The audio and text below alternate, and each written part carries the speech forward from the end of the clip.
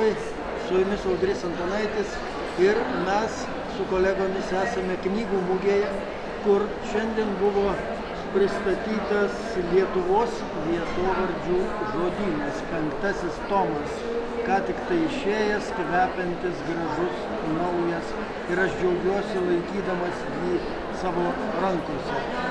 Apie šitą žodyną ir apie tai, kodėl jį reikia atsiversti, mes pakalbėsime su Lietuvių kalbos instituto Baltų kalbų ir vardyno tyrimų centro vyresniuoju moksliniu darbuotoju, žodyno atsakingoju redaktorium, daktaru Laimučiu Vilkiu, laba diena, bei Baltų kalbų ir vardyno tyrimų centro vadovu, daktaru Dariumi Voštu, laba diena. Laba diena. Na ir pradėsime turbūt nuo jūsų. Laimuti, jūsų pristatymas buvo pavadintas Kitokie skaitymai. Kokie jie yra? Kuo šitas tomas pats yra kitoks?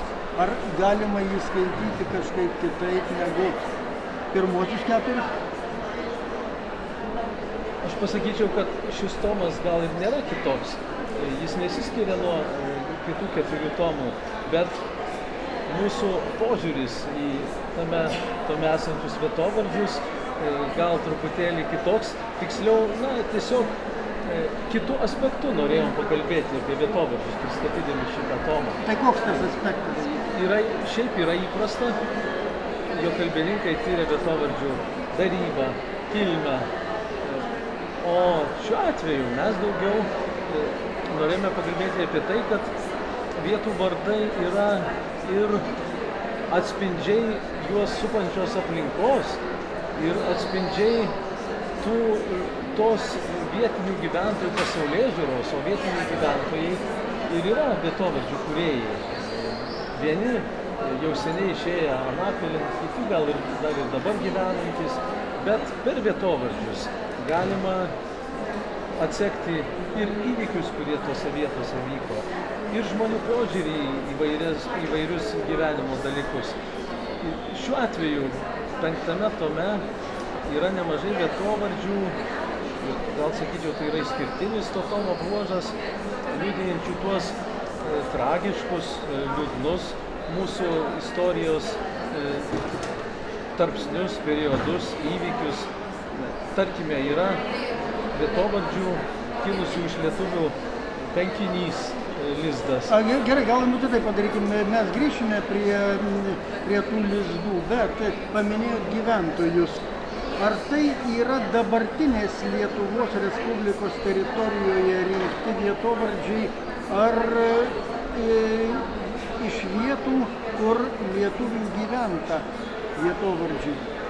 Daugiausia tai yra iš dabartinės Lietuvos, bet pasitaiko ir iš etninių žemių Baltarusijos, dabartinė Baltarusijos teritorija, Lenkijos teritorija šiek tiek yra, bet dauguma yra vis dėlto aprėpiantis dabartinę teritoriją. Pasakykite, Dariau, ar turime galimybę, šansą ir poreikį surinkti lietuviškus ir paribio vietovardžius iš tų žemių, kurios dabar yra ne Lietuvoje? Vis dėlto, sakydamas paribio vietovardžius, turiu omeny, kad dalį vietovardžių kūrė gentys, kurios pasidalino, tarkime, tarp latvių ir lietuvių, ta pati Priekulė. Aš nežinau, tai kuršiškas vietovardis, bet turi ir latviai, ir lietuviai, ir akivaizdu, kad tai būtų kuršių žemės. Taip, be abejo, kalbant apie poreikį, toks poreikis yra, jo negali nebūti. Valstybės, dabartinės valstybės teritorijos ribos nėra neįkalinamus į tyrimų lauką tik tai tirti Lietuvos dabartinės Respublikos teritorijos vietovardžius. Tai tie paribio, ar mes imsim Latvijos, Lietuvos teritorijų sankirtą, ar mes imsime Lenkijos pakraštį, ar mes imsime Baltarusijos, be abejo, visa, kas yra lietuviška ir išeina už šiandieninės Lietuvos teritorijos ribų, mums taip pat yra įdomu. Ir juo labiau, kad čia mes kalbam apie Ir buvo kalbėta šiandien apie tą kitonišką požiūrį į patį tyrimo objektą, vietovardžius kaip kitokį tyrimo objektą. Mes turime turėti omenyje, kad kartais sunku net nustatyti bendravatiškai taip, tai akivaizdu. Bet tai pirmapradiškai jie lietuviški yra, ar jie tarkim yra latviški, kilmės visiškai kalbant. Lygiai tas pats yra, sakykime, mes iš tiesų keliam tą klausimą su prūsiškais vietovardžiais tirdami juos. Yra tiek asmenvardžių, tiek vietovardžių, kurie turi tas pačias šaknis, bet, pavyzdžiui, vartoti giliai Prūsijos teritorijoje. Klausimas kyla, ar jie galėjo būti lietuviški dėl lietuvių migracijos tuo metu vykusios dėl visokių priežasčių. Ar tai buvo prūsiški, nes, reiškia, prūsų kalbos riboti duomenys mums neleidžia nustatyti tikrai, ar jie galėjo būti. Bet ar žodyne į tai bent iš dalies atsakymą? Žodyne pagal išgales į tai yra atsižvelgiama, jeigu turime duomenų. Dabar vėlgi žodynas eina konkrečių raidžių seka alfabetinė. Tai gali būti, kad vienos raidės kontekste tų vietovardžių yra mažiau, kaip kituose gal daugiau ir taip toliau, bet čia reikia turbūt patvirtins, kad atsižvelgiama ne tik į visiškai lietuviškus, kur aiškiai etimologija, aiškiai kilmė ir taip toliau, bet ir į tuos, kurie yra ypač vandenvardžiai, gali būti europietiniškos kilmės, iš viso galime neatrinkti labai tikslios, reiškia, kilmės ir motyvacijos. Taip pat žiūrima į, sakykime, darybos, jeigu požiūrį, gali būti, kad baltiškos šaknys arba lietuviškos šaknys ir daryba slaviškos, priesagos galūnės ir taip toliau. Taigi visą tai yra atsižvelgiama. Laimute, vietovardis ir geografija žodyne. Vis dėlto, kaip aš supratau, mes ne visada galime atsekti, kuriuose vietose tas vietovardis buvo vartojamas turbūt vis dėlto. Ir ar jūs duomenų bazėse turite duomenis, kuris buvo vartotas? Pats žodynas tai yra daugiau kalbinis darbas. Ir vietovardžių paplitimo čia yra tik tiek, kad nurodoma arba buvęs valsčius, arba buvusi apylinkė, priklauso nuo to, koks vietovardžių išrašymo metu buvo tas administracinis teritorinis suskirstymas. Tai tikslios vietos pagal vietovardžių žodyną, aišku, pasakyti nelabai galime. Bet mes turime tokią vietovardžių geoinformacinę duomenų bazę, jinai daugiau kurta ne abėcėliniu principu, o žodynas abėcėliniu principu. O ten daugiau lokalinių principų, ėmėm tam tikros vietos vietovardžius, juos analizavom ir jau žymėjom žemėlapį.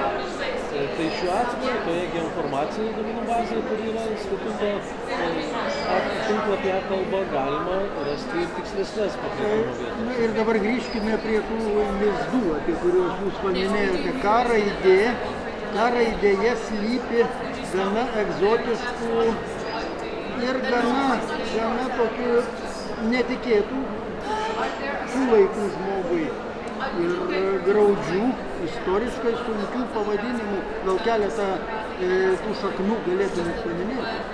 Jau minėjau, kad yra tas nedidelis lizdas vietovardžių kilusių žodžio kankinys, kankinė. Tai kaip kankinių kaimas? Kankinių kalnas, kankinių kapai. Daugiausia turbūt yra kapai. Netgi vienas turi atitikmenį bučialininkų kapai, variantas. Tai kaip dar jūs minėjote, jau į slavišką perdaryti, bet kankinių kaimo tokio nebūtų. Ne, kankinių kaimo berods nebuvo. O kapelių kaimas, tarkim, koks nors buvo? Kapelių kaimo, man atrodo, irgi greičiausiai nebuvo. Bet kapelių vietovardžių kilusių iš tų žodžių kapai ir kapeliai, tai Lietuvoje tiesiog sėtelų sėtų. Mažesnių plotų visokių įvardymas buvęs toks, kad kaimai nebūtų, nes kankinimo tik būtų labai aišku, kad kankinių visas kaimas pagalės. Taip, ir labai būtų jau turbūt žiauru, bet mes žinome, kad lietuviškų kaimų pavadinimo egzotiškų, tarkime, yra akmuo. Čia nesu ką susiję, bet gyveni kur, akmenyje gyveni. Na, o kaimų pavadinimų čia yra tokių, kad negalėtum patikėti, kad jų gali būti.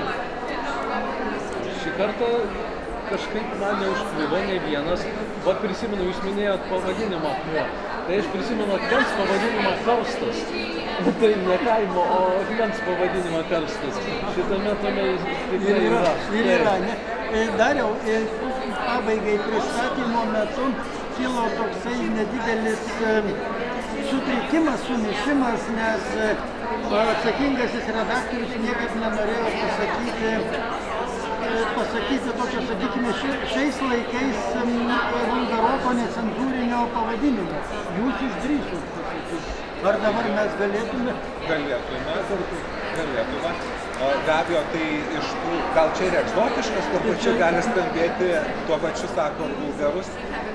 Taip, šiame žodyne yra lizdo nesudaro visuomet šitie vardai, yra per mažai jų, kad jų būtų toks didelis kaip kapai, kapeliai, bet yra įvardintas vietovardis Kalavibiškės. Kalabibys, Kalavibiškės, Kalavibiškė, Kalnelis netgi yra tokiu vardu minimas. Ir taip reikia pastebėti, kad tai yra mūsų liaudies požiūris, kultūros dalis, aš sakyčiau, vis tiek vietovardžiai tai yra, kaip ir minėjau, nematerialioji ta kultūros paveldo dalis. Ir kaip bebūtų, jie visa apimtimi, su visa leksika, su konotacijom, su reikšmėmis, su istorijomis. Ir reiškia, yra buvę tokios vietos, kurios buvo taip įvardintos. Jos, aišku, šiuo metu pakeisti pavadinimai yra. Bet mes matome, kad reikia taip dėmesį iš gyvosios kalbos, buvo pasakyti rimti vietovardžiai. Ir jie dabar nueina žodyną, nueina į mokslinę apyvartą. Pristatymę taip pat dalyvavo praktikai, kurie vartoja šitus pavadinimus savo darbe tiesiogiai, kaip pavyzdžiui, turizmo atstovai. Ir taip mes turime tokius vardus ir su tais vardais turime gyventi. Tai tada paskutinis klausimas, taikomoji nauda. Kaip jūs galvojat, Laimutai, ar žodynas galės pasitarnauti kaip turistinis vadovas, kuriant piligrimų kelią pagal Lietuvos vietovardžius? Galėtų pasitarnauti, bet man atrodo, kad būtų gerai bent vieno kito vietovardžio nustatyti tikslę vietą, lokalizuoti ir netgi pažymėti, kokį užrašą pastatyti. Tada jau žygeiviai, keliautojai galėtų nusistatyti tam tikrą maršrutą. Tai čia reikia ir geografų, viena atstovė kartografė dalyvavo žodyno pristatyme indėlio, kad galima būtų šitą darbą pabaigti iki galo. Tai nuostabu, jūs kol kas žygeiviams uždavėte labai rimtą darbą, pagal 5 tomus pažymėti vietovardžių vietas. Kiek dar tomų numatot? 10, tai tikrai. Dar 10? Manau, kad tikrai. Nes truputėlį jie plonėja, jau mes norim, kad kuo greičiau pasiektų žmonės tą naują medžiagą. Tai seniau planavau, kad iš viso bus 10, bet aš manau, kad dabar dar 10 galėtų būti. Na kągi, tai dabar belieka jums palinkėti sėkmės, pirmiausia pasveikinti su šito tomo pasirodymu ir palinkėti jums sėkmės. Tai Darius Ivoška, Laimutis Vilkis, Audrys Antanaitis iš knygų mugės.